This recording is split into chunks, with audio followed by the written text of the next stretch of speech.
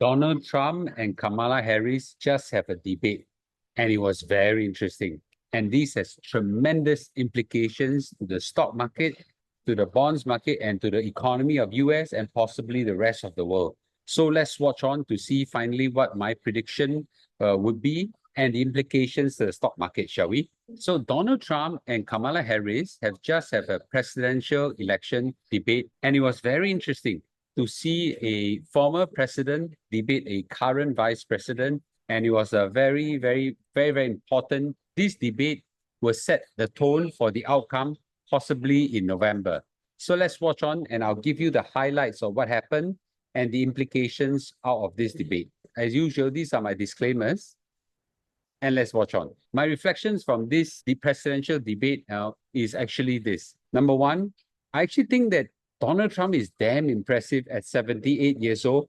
He's still so alert, still so capable, full of energy. I actually think that at 78 years old, most people will be near retirement and, and looking at the twilight of their life and things like that. He actually is very alert, very capable of engaging in the debate. Kamala Harris, if it's Joe Biden, you will beat him flat and he probably will become the next president. Kamala Harris, on the other hand, amazing lady and possibly might have a chance to become the first lady president of the United States. And she was very smart and very skillful in outmaneuvering Donald Trump. He laid some traps here and there, and Trump just fell into it. And let's watch on to see what I meant by that. The highlights from the media is that the flash poll actually said that majority of debate watchers said that Kamala Harris outperformed Trump. Doesn't mean that Kamala has won the election. Okay, it means that tonight the performance, I would say one goes to Kamala Harris and zero goes to Trump in that sense, or maybe 2-1 or 3-2, right? And everybody that if you watch across the media actually felt that she really won big time. So Fox News actually said that Kamala Harris won her debate, and another guy said that tonight she won. She baited him successfully. She came out ahead of this. And registered voters who watched Tuesday debate, which is done this morning Singapore time, between Kamala Harris and Donald Trump, said that 63 to 37%. And that is a very big ratio because they all went in 50-50. And now the odds are now in favor of Kamala Harris. Now, it doesn't mean that you win the presidential debate, you will for sure win the election, but it really gives actually a strong indication of where the tides are turning. Now, you need to know that during the last presidential election between Donald Trump and Joe Biden, Trump won 67% to 33% in terms of voters. So right now, the tide has actually turned the other way around. So if you were to look at the polls, pre-debate, I think this is run by ABC News or CNN. This was a straw poll done with some individuals from swing states, and people there were on the fence. And pre-debate, the votes are about equal, right? People think that roughly 12 to 10, Harris versus Trump, and about 3% sit on the fence. Post-debate, 5% actually said that, definitely it will be Harris. 10% said that it's probably Harris, and neither will be 3, probably Trump will be 6. So you can see that people are swinging over to Harris right now. You can see right now that the polls are now leaning towards Kamala Harris, and Donald Trump is now lagging behind. And right now, we're all waiting for the actual day. So if this tide continues on, I think Donald Trump will lose.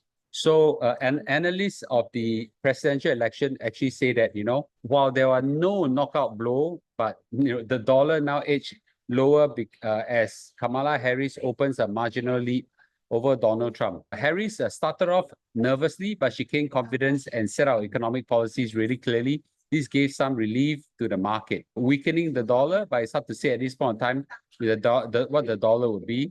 Okay, there was no major knockout blow. Neither of them make strong economic points, but Harris came out of this better than Trump. I didn't hear anything reassuring from either candidates, but market didn't want strident statements. They want clarity. If you watch the debate in terms of economic policies, I think Kamala Harris actually paint out more than what Donald Trump does. But I don't think people are really interested in watching the debate to hear just the economic plans. This is important. What analysts say will be a stock market implication if who wins. So Goldman Sachs estimates that Trump tax platform, which calls for lowering of corporate tax rate, to 15% from current 21 would boost earnings of S&P 500 by 4%. So basically, if Trump wins, corporate tax rate will be lower. In contrast, Kamala Harris would argue for increase in corporate tax rate, which could reduce S&P 500 by 8%. So Trump is good for corporate tax rate and Harris is bad for corporate tax. Another visiting economic scholar actually said that what Harris proposed would create a much less of a mess. Trump has promised lower corporate tax rate and a tough stance on trade and tariffs. He has also said that a strong dollar will hurt US, which means that he intends to weaken the US dollar, but that could actually spur inflation and so on. But what actually matters is not about economy or whatsoever. The topic of abortion is a big issue in this presidential debate. Kamala Harris accused Trump that he wants to call for a national ban on abortion. And former President Donald Trump actually said that Kamala Harris is lying.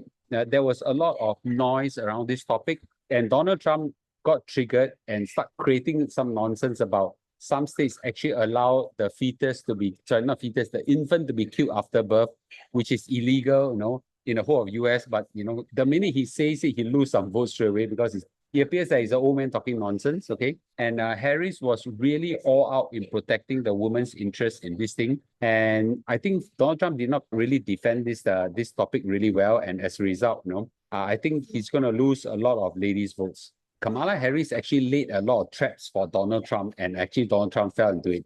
You see, Donald Trump is full of ego, right? She actually encouraged people to join Donald Trump's election rallies. And he said that if you are there, you will see that a lot of people will leave halfway out of exhaustion. He'll be talking about some nonsense about, Hannibal Lecter and windmills and all sorts of stuff. Basically, he says that, if you go there, you'll see all this nonsense. That really triggered Donald Trump. And Donald Trump then got emotional and start reacting in an emotional way and starts losing his mind and things like that. So he talked a lot about Trump's criminal conviction and found it liable for sexual assault. He talked about him losing the 2020 presidential election, and he calls them, you were fired by 80 million people, right? He spoke about his response to the white supremacy riot, and and Trump couldn't resist. The former president get particularly irritated. Democrats bring up his former advisors who have publicly turned on him. So when the minute Harris triggered him, he just got very irritated and started reacting in a very emotional way and and that's it. He lost it. And then Donald Trump accused immigrants of eating pets. He says that after Kamala Harris triggered him, and he basically then couldn't help himself and started accusing Harris of paying people to attend her rallies. And then he pivoted quickly to immigration because he felt he accused Kamala Harris as the guardian of immigration into US and didn't do a job properly. And he said this, in Springfield, the immigrants are eating the dogs. The people that came in, they're eating the cats and so on, right? And then they're eating the pets of people that live there. And that's what's happening in our country. That's where Kamala Harris, call Donald Trump extreme and laugh at his comment. And debate moderators point out that city officials have said that these claims are not true. So this thing doesn't reflect very good on Donald Trump. I think this is a very interesting topic. And if Donald Trump were to actually expound on this thing, will actually to be his favor. Because I also believe that between Kamala Harris and Donald Trump probably has the most political muscles and influence to influence the end of the Ukraine-Russian war. So when the debater moderator asked Trump whether he wanted Ukraine to end the war, he didn't answer the question, but instead he said, I want the war to end. I want to save lives that are being used uselessly. People are being killed by the millions. I want the war get settled. I know President Zelensky very well, and I know President Putin very well. I have a good relationship, and they will respect your president, okay? They respected me. They didn't respect Biden. How would you respect him? I think he actually has some truth in the statement. And Harris didn't actually reacted to that very well. But I'm not too sure whether Americans really care about the Ukraine-Russian war. All said and done about the election rally, which most Singaporeans and Malaysians and people in our region don't really care. We don't even care whether who's going to win and what's going to happen to the stock market or our economy and things like that. So let's paint this scenario, shall we? What if? So if Kamala Harris, the Vice President of the United States right now, wins, most likely there'll be less inflationary risk because they're probably going to continue the economic policies that she has already laid out together with Joe Biden today. She promised to increase in corporate tax rate, which will hit corporate profits. That's not good for the S&P 500 or the Nasdaq, and that's why you will see some weakening of the S&P 500 and Nasdaq post today. But the bonds would have gone up, which I think will happen because when there's less inflation risk, interest rate is likely to go down and bonds will likely go up. So that's actually quite good. On the other hand, if Donald Trump were to win, he promised that he will slap, and it probably will happen, a lot more tariffs on China and some of the other countries that he wanted to slap on. That will bring prices up, but he promised to cut corporate tax rate, and that will also boost corporate. So this will cause bond to go down if he wins, but it will cause maybe S&P 500 and Nasdaq to go up, right? So these are the two scenarios. Right now, it's leaning towards Kamala Harris. So we will see probably by tonight, S&P 500 and Nasdaq, probably some weakening. So you will see bonds actually go up. Long-term wise, it's hard to say, right? And Donald Trump rightfully pointed it. If he increased tariffs on all these countries, inflation will go up. You know what he actually said? He said, I already did that. I did that in 2018 and 2019, but the inflation didn't go up. And he's right. So whether who wins will probably have a reaction based on what I say. But we are still a few months to November. So it's hard to say what will happen. Let's watch this on carefully. And in these 2 months, we will see some interesting outcomes that could change the direction as well. With this, thank you for watching. And let's continue to watch all the election rallies in US. And they'll probably have some fireworks. And this will be very entertaining for us. And I'll see you in a day or two. Bye-bye.